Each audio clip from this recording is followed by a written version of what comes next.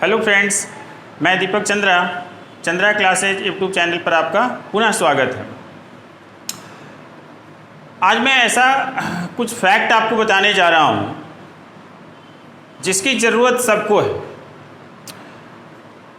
जिसे सबको पता होना चाहिए। और ऐसा फैक्ट है कि वो आश्चर्यजनक फैक्ट है, कौतूहल पैदा कर देगा। बस आप वीडियो के अंत तक आप बने रहिए, चूँकि कुल 10 बातें मैं ऐसी बताऊंगी जो या तो आप शायद नहीं जानते होंगे या आपको किसी ने नहीं बताया। तो चलिए शुरू करते हैं और इस आश्चर्यजनक भरे वीडियो को प्रारंभ से अंत तक देखते हैं।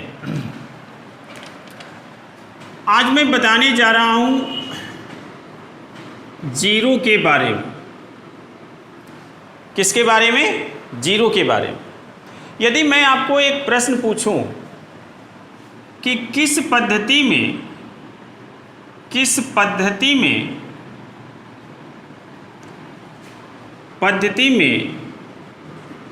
जीरो नहीं लिखा जा सकता, किस पद्धति में जीरो नहीं लिखा जा सकता, तो आपके मन में सवाल होता होगा कि ऐसा कैसे? जीरो तो लिख ही सकते हैं। लेकिन एक ऐसा पद्धति है जिसमें आप जीरो को नहीं लिख सकते। इन सारे सवालों का जवाब मैं बताने जा रहा हूं इस वीडियो में। बस आप वीडियो को स्किप ना करें, ठीक है? आप ध्यान से देखते रहें। जीरो सम, जिसे हम लोग इंग्लिश में इवन कहते हैं, इवन है या विषम, ऑड। जीरो सम है या विषम, और यदि सम है तो इसका क्या प्रमाण है, और यदि विषम है तो इसका क्या प्रमाण है? इन सारे सवालों का जवाब आपको आज मिलेगा। तीसरा, जीरो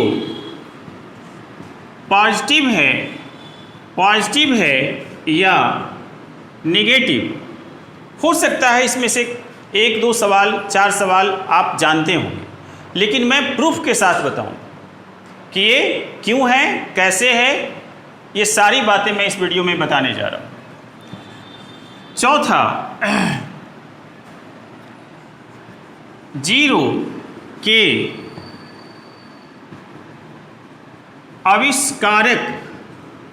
आविष्कारक कौन है? जीरो का आविष्कार किसने किया? किसने जीरो को खोजा? भारत में सबसे पहले जीरो का प्रारंभ किसने किया? मैं वो भी आपको बताऊंगा। उसके बाद मैं आपको बताऊंगा, आपको स्कूल में पढ़ाया गया होगा कि किसी भी नंबर को जीरो से गुना करेंगे तो जीरो हो जाएगा। हम लोग इसे रट लेते हैं कि किसी भी नंबर को जीरो से गुना करेंगे तो जीरो हो जाएगा, ये हमारा रटा हुआ होता है। लेकिन ऐसा क्यों होता है कि जब मैं किसी संख्या को जीरो से गुना करता हूँ तो जीरो हो जाता है? सारी बातें बताऊँ, बस आप वीडियो पर बने रहें। मैं आपको ये भी बताऊंगा कि जब किसी नंबर से जीरो में डिवाइड किया जाता है तो क्या होता है, क्या डिवीजन संभव है या नहीं। मैं आपको ये भी बताऊंगा कि 0/0 क्या होता है। मैं आपको ये भी बताऊंगा कि जीरो किसी संख्या में जब जुट जाता है तो उसका वैल्यू क्यों नहीं चेंज होता है। जीरो जब किसी संख्या में जुड़ता है तो उसका वैल्यू क्यों नहीं चेंज होता है। मैं ये भी बताऊंगा कि जब जीरो किसी संख्या से घटाया जाता है तो उसका वैल्यू चेंज क्यों नहीं होता है। तो ये सारी बातें आपको वीडियोज में मिलेगी, बस आप वीडियो में बने रहें। और मैं पहला आश्चर्यजनक बात मैं आपको बताने जा रहा हूं, जिसका यूज सबसे ज़्यादा हम लोग करते हैं कि किसी भी संख्या को जीरो से गुना करेंगे तो क्या होगा? जीरो होगा। ये मैं पहला फैक्ट आपको बता रहा हूं कि किसी भी नंबर को 0 से मल्टीप्लाई करने पर 0 क्यों होता है। ठीक है, इसके लिए आपको गुना का कॉन्सेप्ट समझना हो। जैसे मान लीजिए कि मैं लिखता हूं 5 × 3, तो इसका वैल्यू आ जाता है कितना, 15। कितना आ जाता है, 50। सच्चाई ये है कि 5 को 3 बार प्लस भी करेंगे तब भी 15 ही आएगा ना, आएगा ना। यदि आप 6 को 5 टाइम्स मल्टीप्लाई करेंगे तो आपका आंसर आ जाएगा 30। इसका मतलब है कि 6 को आप 5 बार जोड़ देंगे तब भी आपका 30 आ जाएगा ना। मतलब ये हुआ कि मल्टीप्लिकेशन एडिशन का ही एक शॉर्टकट प्रोसेस है। Multiplication is nothing but it is the shortcut process of addition, है ना। यदि आप ये कॉन्सेप्ट आप समझ गए हैं तब आपको ये भी आपको समझ में आ जाएगा कि किसी संख्या को जब 0 से मल्टीप्लाई करते हैं तो 0 क्यों आता है। ठीक है, जैसे एग्जाम्पल के तौर पे मैं यदि कहूँ कि 0 × 3 = 0, इसका क्या मतलब हो। मतलब ये हुआ कि 0 को यदि 3 बार जोड़ेंगे तो क्या आएगा, है ना। तो 0 को आप 3 बार जोड़ेंगे तब भी क्या आएगा, 0 आएगा। इसलिए 0 × 3 क्या हो जाता है, 0 हो जाता है। यदि मैं कहूँ 0 × 2 = 0, तो 0 को, इसका मतलब है कि 0 को 2 बार जोड़ने पर क्या आएगा। जैसे आप 2 × 3 करते हैं, इसका मतलब क्या हुआ, इसका मतलब हुआ कि 2 को 3 बार जोड़ने पर क्या आएगा। इसका कंसेप्ट यही हुआ ना कि 2 + 2 + 2 = 6। 2 × 3 = 6 का मतलब है कि 2 को 3 टाइम्स यदि ऐड करेंगे तो क्या आएगा। तो उसी प्रकार से 0 × 2 का मतलब क्या हुआ कि 0 को 2 बार जोड़ेंगे तो क्या आएगा, 0 ही आएगा ना। तो इसी प्रकार से 0 को आप कितना बार भी आप जोड़ेंगे तो आपको क्या मिलेगा, 0 ही मिलेगा। इसीलिए जब हम किसी संख्या में 0 से मल्टीप्लाई करते हैं तो आपका 0 आता है। अब मैं दूसरे फैक्ट की ओर चलता हूँ। अब मैं आपको बता रहा हूँ कि किस सिस्टम में आप 0 नहीं लिख सकते। जैसे नंबर्स लिखने का कई सिस्टम है, जैसे एक डेसिमल सिस्टम है जिसका यूज हम लोग करते हैं, बाइनरी सिस्टम है ना, रोमन सिस्टम है, और भी कई सिस्टम है ना, ऑक्टल सिस्टम है। तो अब बताइए कि इसका आंसर हो जाएगा कि किस सिस्टम में 0 नहीं लिख सकते हैं, तो आपका आंसर हो जाएगा रोमन सिस्टम। क्या आंसर हो जाएगा, रोमन सिस्टम। आप रोमन सिस्टम में अकेला 0 आप नहीं लिख सकते। आप 10 लिख सकते हैं, आप 10 लिख सकते हैं, आप 20 लिख सकते हैं, लेकिन आप 0 नहीं लिख सकते। आप 100 लिख सकते हैं, आप 500 आप लिख सकते हैं, आप 1000 आप लिख सकते हैं, लेकिन सिर्फ 0 आप नहीं लिख सकते, है ना आश्चर्यजनक। इसलिए मैंने कहा कि आप वीडियोज़ को अंत तक देखें। तो दो फैक्ट मैंने आपको बता दिया। यदि आप जानते हैं तो अच्छी बात है, नहीं जानते हैं तो अवश्य वीडियो को देखें और जान लें। अब मैं आपको तीसरा फैक्ट बताने जा रहा हूँ। 0 इवन है या ऑड, ठीक है। चलिए मैं ऐसा करता हूँ कि मैं इवन नंबर को मैं पहले आपको बताता हूँ। इवन नंबर क्या है? इवन नंबर उन सभी नंबर्स को कहते हैं जिसके लास्ट में 0, 2, 4, 6, 8 आता है, उस कहते हैं। या आप ये भी कह सकते हैं कि इवन नंबर वो है जो 2 से पूरा पूरा डिवाइड हो जाता है।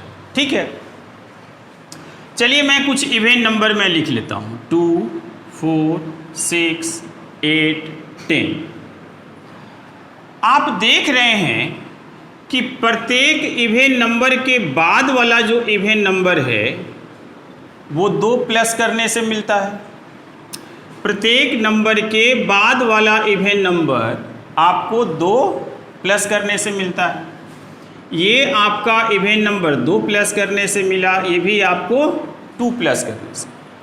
यदि आप बैक आएंगे तो किसी नंबर के पहले वाला यदि आपको इवन नंबर पता करना है तो आप 2 प्लस नहीं करके 2 क्या करेंगे?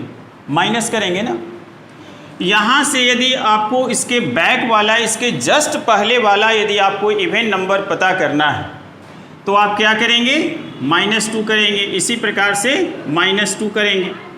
इसका मतलब कि जब हमें जस्ट बाद वाला इवन नंबर निकालना है तो आपको 2 प्लस करना है और जस्ट पहले का निकालना है तो 2 माइनस करना है। ये आपका कॉन्सेप्ट है। अब आप बताइए कि यदि इसके पहले का इवन नंबर निकालना हो तो क्या होगा? -2 करेंगे ना तो 0 होगा ना। बात समझ में आ रही है? यदि इसके पहले का इवन नंबर निकालना है तो -2 करेंगे ना, तो 0 में से -2 घटाएंगे तो -2 आ जाए। यदि इसके पहले का आपको इवन नंबर निकालना है तो फिर आप माइनस करेंगे तो -4 आ जाए। तो अब ये प्रमाणित हो गया कि 0 जो है वो इवन नंबर है ना। और यह भी प्रमाणित हो गया कि इवन नंबर आप पॉजिटिव भी कंसीडर कर सकते हैं और निगेटिव भी कंसीडर कर सकते हैं। ठीक है, अब आप कुछ ये सवाल आपके दिमाग में चल रहा होगा कि ये ऑड कैसे नहीं है। ठीक है, तो मैं वो भी बता देता हूँ। चलिए मैंने लिया 1, 3, 5, 7, 11, 9, 11। आप देख रहे हैं कि आपका प्रत्येक बाद वाला ऑड नंबर 2 प्लस करने से मिलता है।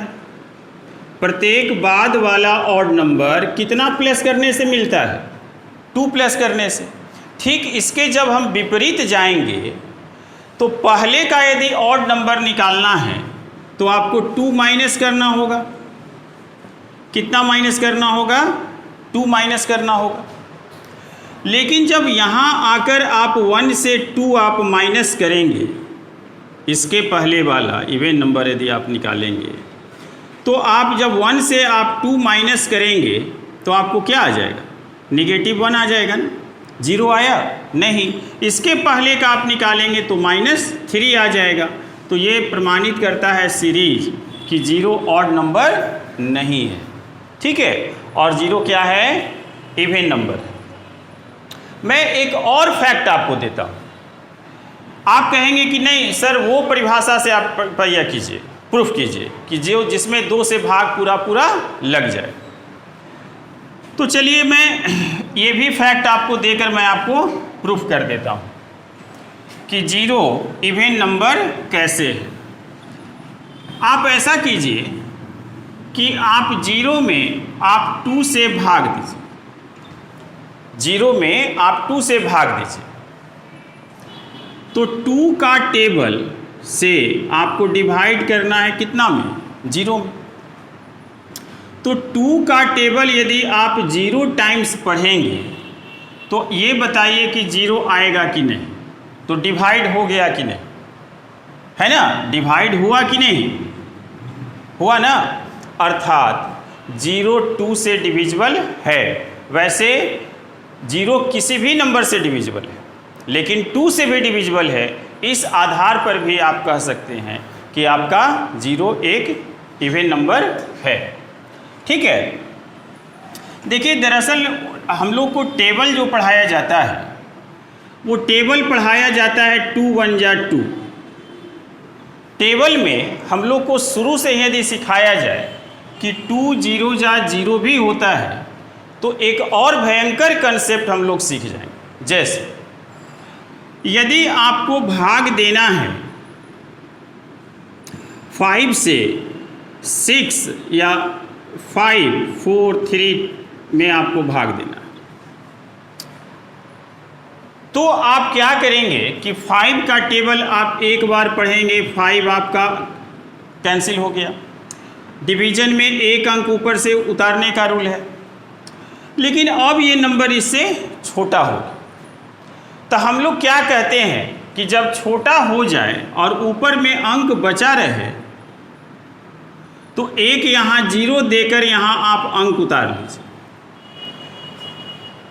ये बात बिल्कुल सही है, मैं ये नहीं कह रहा हूँ कि ये कंसेप्ट गलत है, लेकिन इसके पीछे तथ्य क्या है मैं आपको वो बताने चाह रहा हूँ।